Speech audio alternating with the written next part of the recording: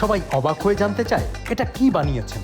বানানোর পর তো আমিও বুঝতেছি না কি হইতেছে। মানুষজন এক একজন ফোন দিতেছে, ভাই আমার একটা লাগবে, আমার একটা লাগবে। বাংলাদেশে এটাই প্রথম, কিন্তু চিন্তা শুরু আরেক জায়গায়। দেশের রাস্তায় এটি চলবে তো? বাংলাদেশের রাস্তা মানুষ যতটা খারাপ মনে করে আসলে অতটাও খারাপ না। বাংলাদেশের রাস্তা এটা নিয়ে চালানো যায়। স্পিড ব্রেকারে এখন পর্যন্ত কোথাও আটকায় নাই।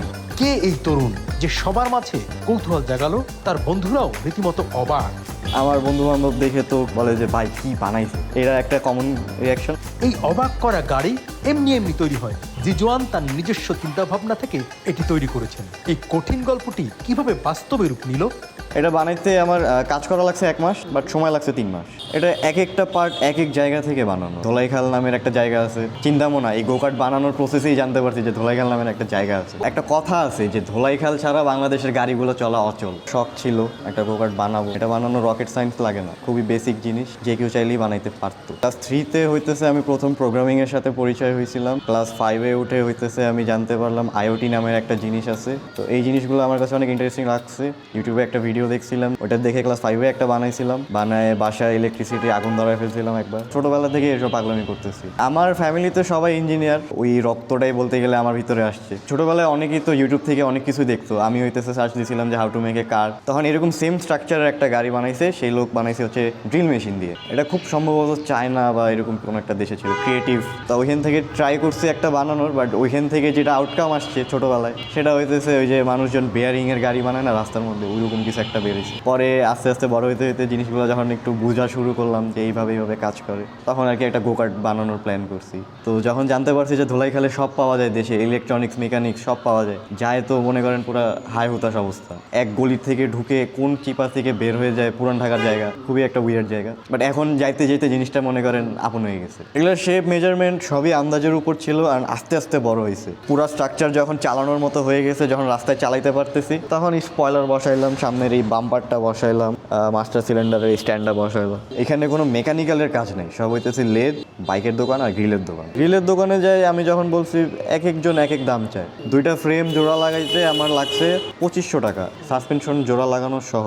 সেম কাজ আমার কাছে একজন 8000 টাকা চায়, একজন 4000 টাকা চায়, একজন 10ও চাইছে। এটার চাকাগুলো আসছে হচ্ছে চায়না থেকে। বাংলাদেশের এমন কোনো জায়গা নেই যেখানে আমি খুঁজি নাই চাকাটা খোঁজার জন্য। ইম্পোর্ট এক্সপোর্টের ব্যবসা শুরু করতে চাইলাম, তখন হইতেছে জানতে পারছি যে চায়না থেকে আনানো তো খুব কঠিন কিছু না। তাহলে আমি কি করলাম, চায়না থেকে অর্ডার দিয়ে আনাই নিলাম। যে চাকা 8000 টাকা চাইতো, সেই চাকা আমার 4000 রিম সহ পড়ছে। এটা হাইড্রোলিক ব্রেক, আর এই সাইডেরটা হচ্ছে অ্যাক্সিলারেটর। এটা আমার ইচ্ছা আছে এক্সপ্রেস ওয়েতে ওঠানোর, কারণ ওইটা হইতেছে একটা স্ট্যান্ডার্ডাইজ রোড। বাংলাদেশের মধ্যে হচ্ছে সুন্দর রাস্তা 300 ফিটে আছে, বাট 300 ফিটের রাস্তাটা একটু উঁচা নিচা।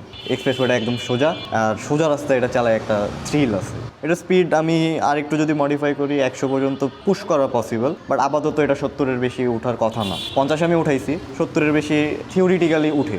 বাসার মানুষ বলতো যে তুমি অ্যাডমিশন বাদ দিয়ে এগুলো কী করতেছো, এটা মানে কী হবে? আমি বলে যা হবে দেখা যাবে। বানানোর পর তো আমিও বুঝতেছি না কী হইতেছে। মানুষজন এক একজন ফোন দিতেছে, ভাই আমার একটা লাগবে, আমার একটা লাগবে। সবাই না বলছি, বাট এখন আমার কাছে একটা প্রপার প্ল্যান আছে। ফেব্রুয়ারি 14 তারিখ পয়লা বৈশাখ পর্যন্ত আমি প্রি অর্ডার নিব। এরপরে অর্ডার বন্ধ, এরপরে বানানো শুরু হবে। আশা করি তার 15 দিনের মধ্যে আমি একটা সবাই ডেলিভারি দিয়ে দিতে পারবো। ভাইরাল হয়ে ভালোই লাগতেছে। এত অ্যাটেনশন নিয়ে ইউজ টু না, খুবই ইন্ট্রোভার্ট একটা মানুষ আমি। তবে অনেকের কাছে হয়তো মনে হতে পারে আমি রুড বা এরকম কিছু, তেমন কিছু না ভাই। আপনি বাসায় আসেন, চা খান, আমার কোনো সমস্যা নেই। টাকা তো জমানো টাকা।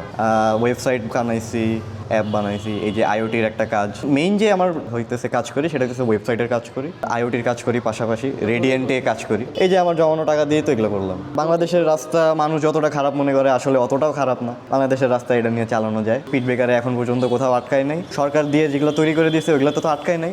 লোকালি যারা 2টা ইট দিয়ে একটু ঝালাই করে দেয়, ওইটাতেও আটকায় নাই। আমার কাছে মনে হইতেছে এটা কিছু না, অনেকের কাছে একটু বেশি মনে হইতেছে। আমার বন্ধু বান্ধব দেখে তো বলে যে ভাই কি বানাইছে, কি একটা বানাইছে। এরা একটা কমন রিয়াকশন। আর আমার গার্লফ্রেন্ড নাই। আমার আরেকটা ইচ্ছা আছে যেটা ফান্ডিংয়ের অভাবে করতে পারতেছি না, সেটা হইতেছে আমি একটা হেভি ওয়েট ক্যারি করার জন্য ড্রোন বানাইতে চাইতেছি। এই গাড়ি বানানো হচ্ছে, একটা ড্রোন বানানো আরও ইজি। কেউ যদি বরযাত্রীতে বা অন্য কোনো ইভেন্টে বা কোনো ফটোশ্যুটে এটা চান, আমি এটা দিয়ে দিব, আমার কোনো সমস্যা নেই। এই যে আপনার এই আইডিয়াটা আমার এখন ভালো লাগছে, এটা আমি মাথায় ট্যাটু করে দিলাম। যেরকম আমার বিয়েতে এটা আমি নিব বরযাত্রী হিসাবে। এতদিন তো খালি মানুষের মুখে মুখে শুনছি যে নবাবপুর ছাড়া বাংলাদেশ অচল, ধোলাইখাল ছাড়া বাংলাদেশ অচল, কিন্তু এখন বাস্তব প্রমাণ যে এটা বোঝা যায়, নবাবপুর ধোলাইখাল ছাড়া বাংলাদেশ আসলেই অচল। এটা নিয়ে বেরোইলে মনে হয় যে দুনিয়ার পুরো কেন্দ্র আমি, সবাই আমার দিকেই তাকায় থাকে, অ্যান্ড রাস্তার মধ্যে একটু জ্যাম হয়ে যায়।